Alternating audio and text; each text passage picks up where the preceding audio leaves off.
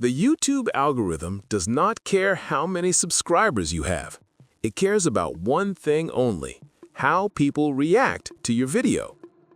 If you're a small channel, YouTube is not ignoring you. It's testing you. Every video you upload is a test. When you publish a video, YouTube shows it to a very small group of people, sometimes just 10, 20, or 50 viewers.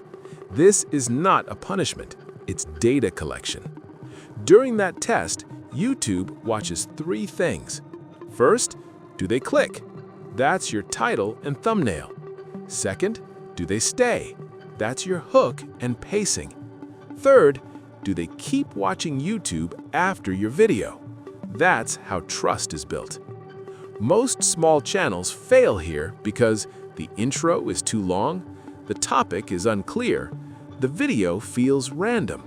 So viewers leave early and the test ends.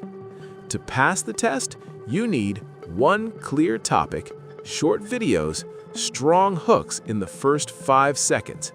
Not perfection, consistency.